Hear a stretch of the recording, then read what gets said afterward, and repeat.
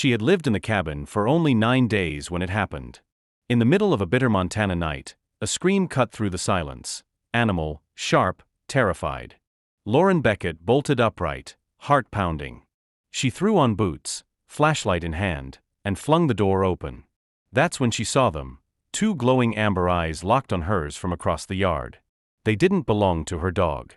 And they weren't human. What happened next would unravel everything she thought she knew about fear, about wildness, and about trust. Something watches from the pines. Lauren Beckett wasn't afraid of solitude. In fact, she had chased it across 3 states. After her brother, Kyle, died in a motorcycle accident last winter, nothing about her life in Portland felt real anymore. Her job at the small photography studio, her crowded apartment, even the friends who tried to say all the right things, it all rang hollow. When the cabin in Montana's Bitterroot Valley passed into her name, she left everything behind. A change of scenery, she told herself. A place to breathe again. The cabin was small, old, and stubbornly drafty, but the view out the front porch could humble anyone. Miles of dense pine forest stretching into ridgelines that tore across the sky like the backs of sleeping giants. She arrived with her camera, a year's worth of grief, and a loyal companion, Milo, her stubby-legged corgi mix who never strayed far from her side. At first, the days passed quietly. Morning hikes through frosted trails. Nights by the wood stove. A snowstorm rolled through on day 3 and sealed them in for almost 24 hours. Lauren didn't mind. If anything, the storm felt like permission to stop pretending she was okay. But the forest had its own rhythm, and its own eyes. It started with subtle things. Tracks in the snow along the tree line, large, padded, careful. Claw marks on a low-hanging birch. Once she stepped outside to find Milo staring motionless at the woods, ears alert, body tense. Nothing moved. Nothing sounded out of place. But she felt it too. That uncanny sense of being observed, as if the trees themselves were holding their breath. Still, she said nothing. Not even to herself. Then, on the 9th night, came the scream. It tore through the blackness just after midnight. Lauren was already half awake, the wind having rattled a loose shutter. But the scream, shrill, choked, desperate, shot her upright. Milo barked once and launched from the bed. She grabbed her flashlight, heart pounding, and swung open the door into a blast of freezing air. Her beam caught on movement. Across the snowy yard, something low and fast darted out of the trees, a coyote, lean and hungry. It had Milo in its sights, and the little dog, fearless as ever, sprinted toward it. Lauren shouted, but then the world shifted. From the trees behind the coyote, a blur of sandy gray muscle exploded forward. It slammed into the coyote with a raw, terrifying force. A flurry of snow erupted as claws slashed, bodies rolled, teeth snapped. The coyote yelped and limped back into the forest, vanishing like smoke. And then everything went still. In the middle of the yard, the creature stood. It was a bobcat. Lauren froze. Not a zoo bobcat. Not a cartoon. A real wild North American bobcat, maybe 35 pounds, short thick tail twitching in irritation, pointed black tufted ears upright. Its coat blended perfectly with the snowy dusk, sandy gray with dark speckles, fur thick against the winter bite. Its amber eyes, glowing in the flashlight beam, locked on hers. Milo whimpered beside her but didn't bark. The bobcat didn't move. It simply stared. Not hostile, not afraid. Just watching. Measuring. Seconds passed. Then it turned without sound and disappeared back into the trees, as if it had never been there. Lauren didn't speak. She crouched to hold Milo, who was trembling slightly. Her flashlight beam swept the woods. Nothing. Just pine and wind and an unsettling silence that felt anything but empty. Later that night, as she sat awake by the wood stove, Lauren couldn't shake the feeling that something had changed, that the forest somehow had taken notice of her, and that it wasn't done watching. Footprints and questions. The next morning, Lauren didn't know what she expected to see, but it wasn't that. Right beyond the edge of her porch, pressed into the powdery snow, were tracks. Clear, deliberate, looping back and forth. Not dog prints. Not coyote. Broad, oval pads, for toes, no claw marks. Bobcat. They circled the cabin. Not just once, but multiple times, then wandered toward the back trail that led into the trees. Lauren crouched beside them, one gloved hand hovering just above the cold impression. Her breath hung in front of her. Milo sniffed the air beside her, his tail low but not tucked. He wasn't afraid. He was curious. That made two of them. She couldn't stop replaying it, those few seconds the night before when the bobcat had stood its ground, the coyote in retreat, and something wordless passed between them. It wasn't gratitude. That would be projecting. But it also wasn't random. Bobcats weren't social animals. They didn't interfere. They survived, mostly alone, and kept their distance. So why had this one stepped in? Why her? Lauren spent most of that day cleaning up inside, distracted, her camera untouched. But by mid-afternoon she was out again, wrapped in her thickest parka, pockets stuffed with jerky and leftovers she knew she shouldn't put near a wild animal, but did anyway. She left a few small scraps near the tree-line. Then she stepped back. 10 feet. 20. She didn't expect anything to happen. But as the sun dropped and the temperature fell, she waited. It was almost dark when she heard the soft crunch. At first she thought it was Milo, but he was asleep inside. Then, from the shadows between two lodgepole pines, he appeared. The bobcat. He moved low, shoulder blades rising rhythmically beneath his thick coat. He didn't rush. He didn't hide. He moved like something that belonged to this land. Natural. Silent. Entirely in control. Lauren barely breathed. The bobcat sniffed at the jerky, then looked up, straight at her. They stared at each other again, longer this time. And then, without touching the food, he turned and vanished. She stood in the cold for nearly a minute before moving. That night, she began calling him Ridge. It came out of nowhere, the name forming in her head like it had always been there. Maybe it was because he always watched from the higher ground. Maybe because he reminded her of the ridgelines in the distance, stoic, weathered, beautiful in a quiet, unforgiving way. Lauren didn't say the name out loud. Not yet. It felt like a secret she wasn't ready to share. Not with anyone. Maybe not even with herself. But in the days that followed, the pattern repeated. Every morning, tracks. Every night, a distant presence just beyond the trees. He never came close. He never ate the food. But he kept returning. And with each silent visit, the line between wild and familiar began to blur. The space between. It was on the 13th morning that Lauren saw him again in full daylight. She had just returned from a walk with Milo, camera bag slung over her shoulder, when something made her stop short at the clearing's edge. There, on the same log where her brother used to sit during their summer hikes years ago, was Ridge. He wasn't lounging. He was sitting upright, back straight, head high, facing the cabin. Watching. The breath caught in her throat. She didn't raise her camera. Something about the moment felt too real, too immediate to trap behind a lens. Ridge didn't move. His ears flicked slightly, registering her presence, but he didn't run. Lauren stayed frozen, feet half in snow, heart thudding in her chest. She didn't know why it hit her so hard. Maybe it was the memory, the image of Kyle long ago, sitting in that exact spot, laughing about how the bugs here are tougher than city pigeons. Maybe it was the way Ridge's amber eyes seemed to hold not just awareness, but calm understanding. He wasn't here by accident. Of that, she was suddenly certain. They held the moment for nearly 30 seconds before Ridge stood, stretched his lean body with the grace of a dancer, and disappeared behind the ridge without sound. She didn't follow. Back inside, Lauren pulled out her brother's old field journal. He had started it as a teenager, sketches of birds, hand-drawn maps, pages of random musings about wildlife. One entry stuck out, dated July 14th, 4 years ago. Saw a bobcat today. Just a glimpse. It didn't run. Felt like a ghost moving through pine. Coolest damn thing I've ever seen. She touched the ink with her fingertips, a strange warmth building in her chest. Maybe Ridge wasn't the first to visit this place. Maybe her brother had seen him, or his kind, before her. That evening, Lauren did something she hadn't done in weeks. She lit a small fire in the pit out back and sat by it under the stars. Milo lay beside her, chin on her boot. She didn't bring food out. No camera. No expectations. And still, he came. From the shadows near the tree line, Ridge appeared again. He didn't approach the fire. He didn't make a sound. But he settled into the snow 10 yards away, his body low but not tense. Milo noticed.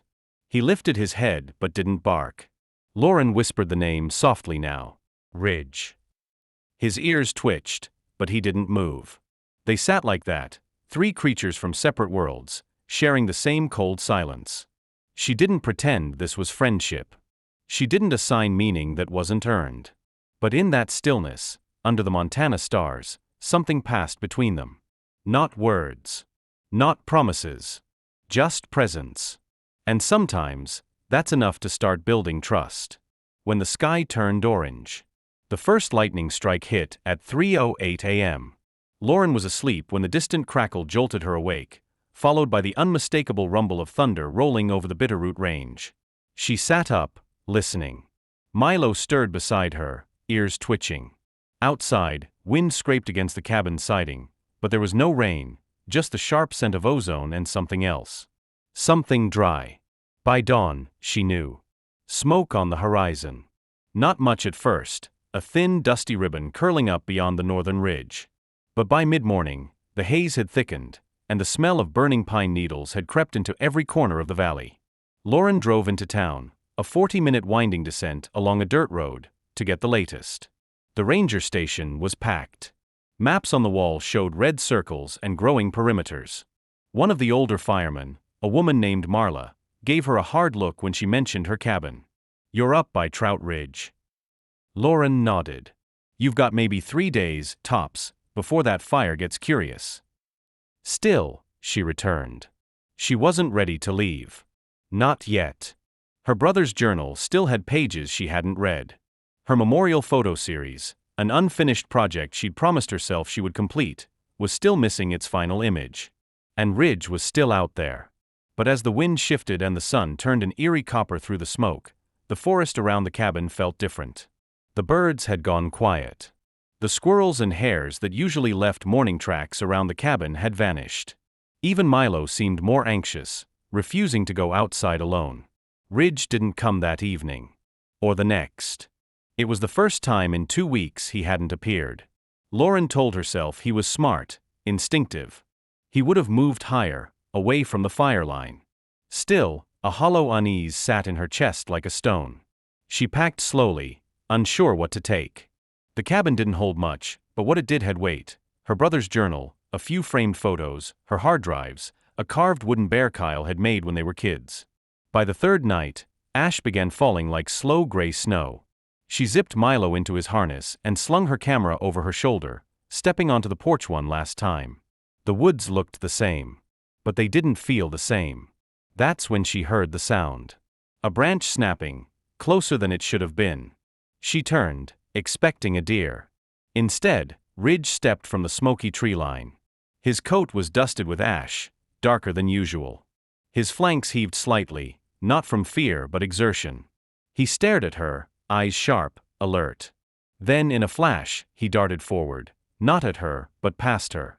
Milo had wriggled free. The little dog was running, straight into the trees, nose down, chasing something.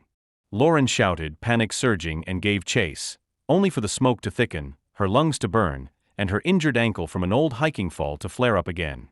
She stumbled, coughed, nearly collapsed. And then Ridge was there. Not attacking. Not fleeing. Just waiting. 10 feet ahead, tail twitching, glancing back like a guide. Lauren staggered to her feet, leaning on a downed limb, and followed. They disappeared into the smoke together, woman, dog, and Bobcat, moving toward whatever hope waited beyond the fire. What Ridge brought back. Lauren didn't remember how long she walked. The smoke dulled everything: color, sound, time. The trail Ridge led her on was narrow and unfamiliar, winding through rocky patches and half-frozen streams she hadn't noticed before.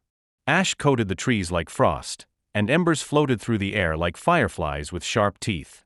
Every few yards, Ridge would stop, glance back, and wait until she caught up. His movements were steady, deliberate, like he'd taken this path before. Maybe he had. Lauren's lungs burned. Her ankle throbbed. But she kept going. Because Ridge kept going. They reached a break in the trees just as the wind shifted again, sweeping the worst of the smoke behind them. Below was a ravine, deep, narrow, with a clear stream trickling through its heart. Ridge led her down a slope so steep she had to sit and slide for part of it, wincing at each jolt. At the bottom, the air felt different. Cooler. Damp. It was safe, for now. She collapsed beside a boulder and pulled Milo into her lap. His fur was warm, his eyes wide but unharmed. Relief flooded her, fast and overwhelming. She pressed her face into his neck and cried. When she looked up, Ridge was gone. Only his prints remained, leading up the opposite side of the ravine, back toward the smoke. "No," she whispered, sitting up. "Don't go back there." But he was already gone. Lauren didn't sleep that night. The fire crept overhead but never dropped into the ravine. She spent the hours curled against Milo under her jacket, staring at the stars through the haze, wondering if Ridge had made it out. By mid-morning, the roar had passed. She climbed out of the ravine slowly, bracing on branches and exposed roots, using a fallen stick as a makeshift cane. The air was clearer now. The cabin, her cabin, wasn't. Or rather, it wasn't there anymore. The fire had taken everything. Charred beams stuck up like broken teeth. The porch had collapsed in on itself. Ash blew through the remains like ghost threads. She stood at the edge of the destruction, one hand on Milo's back, and felt nothing at first. No tears. No panic. Just silence. Then, movement. Near the ruins of the woodpile, half covered in ash, a shape stirred. Ridge. He was limping. A shallow gash ran along his left flank, but he stood on all fours, chest heaving. In his mouth, impossibly, he carried something. Lauren stepped closer. It was the carved wooden bear. The one Kyle had made. Ridge dropped it gently at her feet. Then he stepped back, eyes meeting hers, and sat. And for the first time since her brother's funeral, Lauren sobbed, not from pain, but from something deeper. Something wordless. Grief answered by presence. Loss met by loyalty. The fire had taken her home. But it hadn't taken everything. She knelt in the ash, placed the wooden bear in her lap, and looked up at the creature who had brought it back. "I see you," she whispered. Ridge stood. And without a sound, he disappeared into the trees once more. Smoke settles, silence remains. The ranger cabin stood 12 miles south of where Lauren's old one had burned. It wasn't much, 2 rooms, no insulation, patched-up windows, but it was standing, and right now that was enough. The forest surrounding it had been spared mostly. The trees here were still green, the air smelled of moss and thawing earth instead of char. She moved in with only what she could carry, her camera Milo, Kyle's journal, and the singed wooden bear Ridge had dragged from the ashes. In the days after the fire, the world moved quickly. The Ranger Service documented losses, mapped burn scars, and brought in volunteers to search for displaced wildlife. Lauren spoke only when necessary.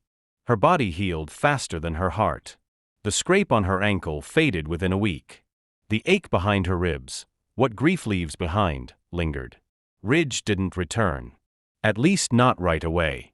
Each night, Lauren stepped outside the ranger cabin, mug of chamomile in hand, and looked toward the northern ridges. It wasn't logical. Ridge had no reason to come back. He'd done more than any wild animal should have. And yet, hope was a stubborn thing. Then on the 10th night, Milo growled low near the door, not hostile, just alert. Lauren stepped onto the porch and saw him. At the tree lean. Watching. Not moving. Just watching. Her chest tightened. Ridge's coat was darker now, streaked with soot and mud, but his posture was the same. Tall, silent, grounded. He didn't approach. He didn't need to. Lauren whispered, "Hey boy," even though she didn't expect him to hear. But his ears twitched. Then he turned and disappeared back into the brush. A rhythm returned after that. Not daily, but often. Ridge would appear at dusk or dawn, always at a distance, never crossing an invisible line between wild and human. Milo began to accept it too, no longer barking or growling. Some nights he sat quietly by the window, ears alert, tail thumping softly when Ridge was near. Word of Ridge began to spread. Volunteers reported a bobcat seen lingering around the burn zone. One woman swore she saw him curled beside the scorched ruins of Lauren's old cabin like he was mourning it. The story twisted quickly in town. A local paper ran a short piece, "Mystery Bobcat Haunts Fireline." A wildlife photographer claimed Ridge was her muse. A teenage boy on social media dubbed him the Ember Cat and started posting blurry trail cam photos. People wanted to believe. They always did.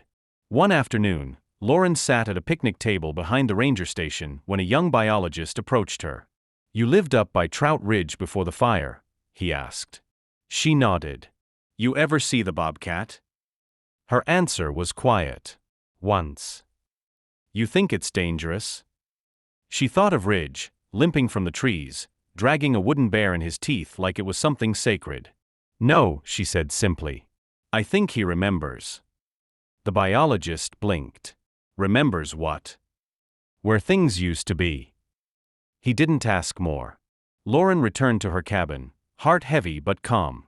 She didn't know if Ridge would come back tomorrow, or ever again. But that night, as the stars blinked over Montana and the pines sighed in the wind, she left the door cracked open. Just a little. Not an invitation. Not a trap. Just hope. Proving what can't be tamed. The first complaint came from a neighbor 3 miles east.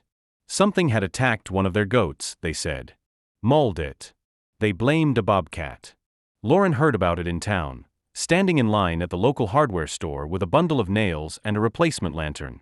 The man behind her, tall, sun-weathered rancher type, spoke to the cashier like he wanted the whole room to hear. "We're gonna have to take care of it ourselves. Cat like that don't scare easy." Lauren said nothing, but her stomach dropped. 2 days later, she got a knock at her door. Marla, the same ranger who'd warned her about the fire, stood with her arms crossed and a clipboard in hand. "You've been seeing that bobcat again?" Lauren hesitated. "Sometimes. From a distance. There's talk it's getting too close to people. Too comfortable." Lauren's voice was calm. "It's not the cat people should be afraid of." Marla raised an eyebrow. "You think someone else attacked that goat?" Lauren nodded. "Mountain lion. Or maybe a young black bear looking for easy food. I've seen Ridge. He doesn't behave like a hunter around people. And he doesn't kill for sport." "You named it?" Marla asked. Quietly. That night, Lauren set up her trail cameras, 3 of them, spread across the tree line near the cabin and down the path that Ridge often used. She baited nothing. She wanted no tricks, no artificial lures. Just truth. For 4 nights, the cameras recorded wind, deer, and one confused squirrel. On the 5th night, the footage changed everything. At 3:12 a.m., a large cat stepped into frame. Bigger than Ridge. Sleek. Long tail swaying low. Mountain lion. Not a bobcat. Not even close. Lauren watched the footage twice. Then a 3rd time, zooming in on the predator's powerful limbs, the long muzzle, the unmistakable tail. The next morning, she loaded the memory card into her laptop and drove straight to the ranger station. She didn't speak when she arrived. Just set the laptop down and pressed play. Marla watched silently. When the clip ended, she exhaled.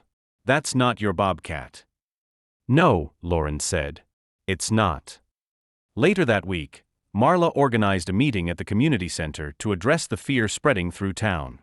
Lauren stood at the back, unnoticed at first. Until Marla nodded toward her. "Lauren Beckett has something to share," she said. Lauren stepped forward, heart thumping louder than the microphone. She didn't speak like a biologist or a conservationist. She spoke like someone who had been changed. "There's a bobcat near these woods. He's real. I've seen him more than most. But he's not a threat. He's not what killed that goat." She showed the video. The room stirred. And then she did something she hadn't planned. She pulled a printed photo from her jacket, a single frame taken by one of the trail cams. It showed Ridge in the early dawn light, sitting quietly in the ash, just beside the ruins of the old cabin. His ears were upright. His posture calm. She held it up. "This is him," she said softly. "This is the one you're afraid of." The room went quiet. Not convinced. Not converted. But maybe less afraid. After the meeting, as people filed out into the parking lot, An older woman with silver braids stopped Lauren. "Funny thing," she said, smiling gently. "Sometimes I think the wild only comes close when it knows we're broken." Lauren blinked. Maybe. Maybe it wants to help fix us.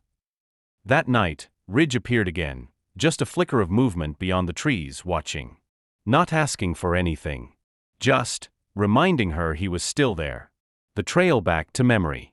The first snow came early.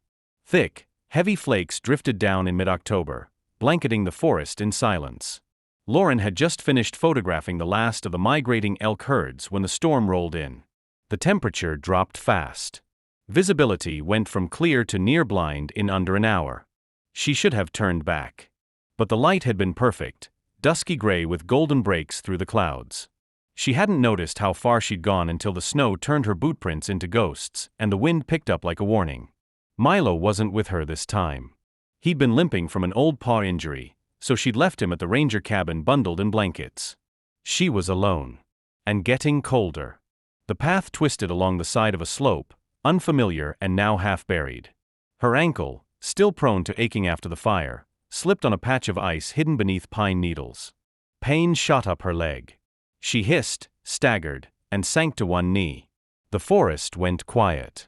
Lauren sat back, heart pounding. This was how people got lost. She knew the stories. A sprained ankle. A dropped flashlight. A wrong turn. And the temperature was still falling. She tried to move again. The pain flared sharp. She was starting to panic when the snow behind her shifted. Not wind. Movement. She froze. Then, just between the trees, a figure appeared. Low. Steady. Watching. Ridge. For a second, she thought she was hallucinating. But then he stepped forward, paws crunching the top layer of snow. He was bigger now, leaner, more defined, but unmistakably him. His amber eyes locked onto hers, sharp as ever. He didn't approach. Instead, he turned sideways, tail flicking once. And waited. Lauren got to her feet slowly, leaning on a nearby branch like a crutch. Ridge didn't hurry. He moved ahead a few feet, then paused. Checked that she was following. Then moved again. They walked like that for nearly half an hour. Through deeper snow, over fallen logs, across a shallow creek that stung her boots with icy water. Ridge always ahead, never too far. She trusted him completely. Just as she thought she couldn't go another step, he led her around a narrow bend, and into a clearing tucked between two jagged cliffs. Shelter. A cave. Small, but dry. Protected from the wind.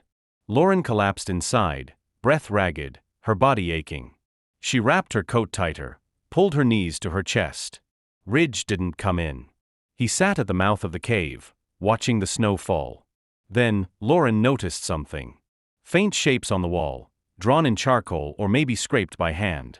Letters. Initials. KB. Her brother. She reached out, fingers tracing the marks. He'd been here. Years ago, maybe on a summer hike or a weekend trip she'd forgotten. She remembered him mentioning a shelter cave once, a place he'd stumbled into during a thunderstorm, a kind of secret base. She'd thought he was joking. Now, here it was.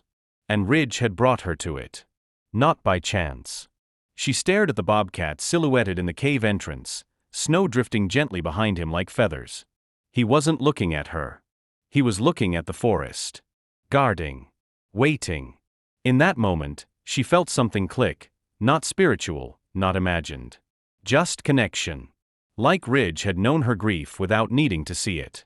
Like he'd followed the same trails her brother had once walked. Maybe he had. Maybe that's how this all began. She didn't sleep much that night, but she wasn't afraid. By morning, the snow had slowed, and Ridge was gone. His prints were the only evidence he'd been there, leading out, back toward the woods. Lauren limped home by mid-afternoon, bruised but safe. Milo barked with joy, tail spinning.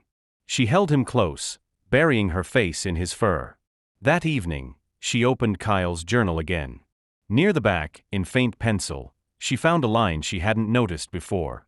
There's something wild out here that doesn't want to hurt you. Maybe it just wants to be seen. She smiled. Then looked out the window, toward the trees. Ridge wasn't there. But she knew he would be. Where the wild waits. Spring came slowly to Bitterroot Valley. The snow melted in patches, leaving behind soggy trails and a forest that yawned awake after months of cold.